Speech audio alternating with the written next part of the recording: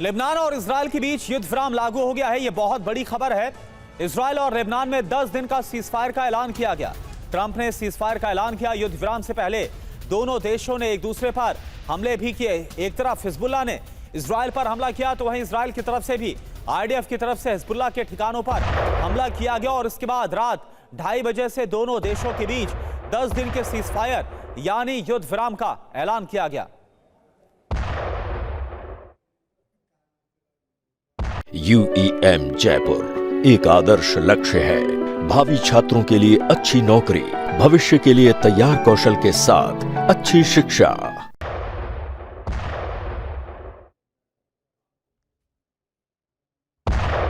और एक और बड़ी खबर, लेबनान इजरायल में रात 2:30 बजे से सीजफायर लागू हुआ है। 34 साल के बाद पहली बार सीधी बातचीत हुई है। अमेरिका के विदेश मंत्री मार्को रूबियो भी इस बातचीत के दौरान शामिल थे। ये देखिए आप, वॉशिंगटन में इजरायली और लेबनान के टॉप लीडर्स पहुंचे हैं जिनकी मुलाकात हुई आमने सामने बैठकर।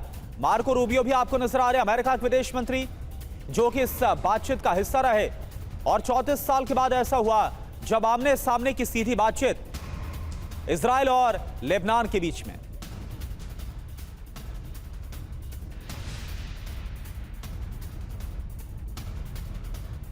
और एक और बड़ी खबर, डोनाल्ड ट्रंप ने लेबनानी राष्ट्रपति और नेतन्याहू से इसके बाद बात की है। लेबनान के राष्ट्रपति और नेतन्याहू में सहमति भी बन गई है। लेबनानी राष्ट्रपति और नेतन्याहू जल्द ही वॉशिंगटन जाएंगे, यानी दोनों देशों के राष्ट्राध्यक्ष अब आमने सामने बैठकर बात करेंगे और आगे किस तरह से युद्ध विराम को जारी रखना है, इस पर आम सहमति बनने की उम्मीद है।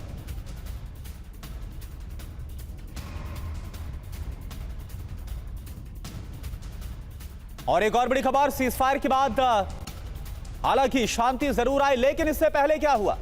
दक्षिणी लेबनान में आईडीएफ ने हमला किया। यह देखिए आप, इजरायल के हवाई हमले में इमारत खाक हो गई, कई इमारतों को नुकसान पहुंचा है। दक्षिणी लेबनान के गाजिया में यह अटैक हुआ। यह देखिए आप, तो सीजफायर जरूर हुआ है, लेकिन सीजफायर से पहले हमले, और ये तस्वीरें इस बात की गवाही दे रही हैं और सवाल खड़े हो रहे हैं कि क्या वाकई में सीजफायर टिक पाएगा, क्योंकि हिजबुल्लाह और इजरायल के बीच की जो अदावत है वो जग जाहिर है।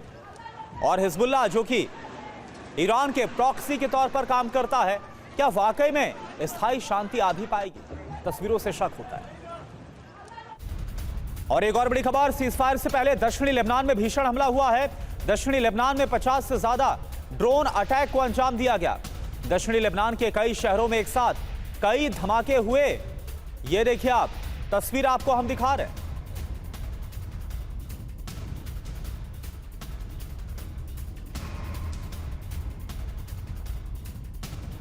और एक और बड़ी खबर, सीजफायर से पहले दोनों देशों ने बड़े हमलों को अंजाम दिया।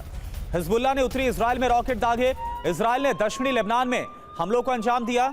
ये देखिए आप, तस्वीरें आपके सामने, इजरायल पर भी हिजबुल्लाह ने हमला किया।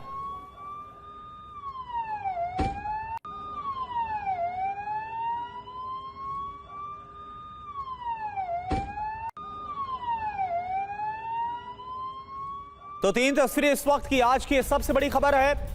लेबनान और इजरायल के बीच में सीजफायर का ऐलान हुआ है, लेकिन इससे पहले, सीजफायर से पहले आईडीएफ ने कई बड़े हमले किए लेबनान के अंदर। दक्षिणी लेबनान में 50 से ज्यादा ड्रोन स्ट्राइक की गई, कई जो इमारतें हैं वो तबाह हो गई।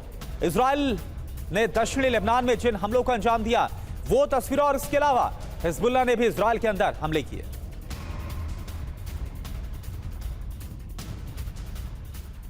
और एक और बड़ी खबर, लेबनान के तायर में एयर स्ट्राइक हुई है। इजरायली वायुसेना ने एयर स्ट्राइक को अंजाम दिया। एयर स्ट्राइक में कई इमारतें तबाह। ये देखिए आप, तस्वीरें आपके सामने।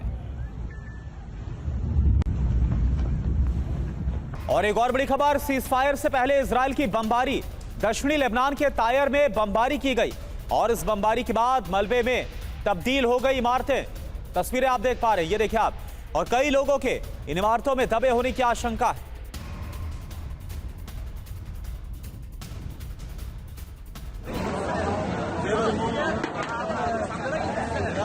और एक और बड़ी खबर, इजरायली सेना का बड़ा दावा, 24 घंटे में हिजबुल्लाह के 400 ठिकानों पर हमला हुआ।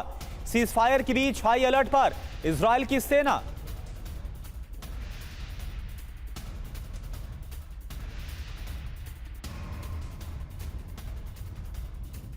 और देखिए दक्षिणी लेबनान पर इजराइल की तरफ से एयर स्ट्राइक की गई, हवाई हमला हुआ। अंसारी यह में रिहायशी इमारत पर बमबारी की गई। इजरायली हमले के बाद इमारत कैसे तबाह हो गई, ये आप देख पा रहे हैं। आईडीएफ ने कहा हिजबुल्लाह के कमांड सेंटर को हमने तबाह किया।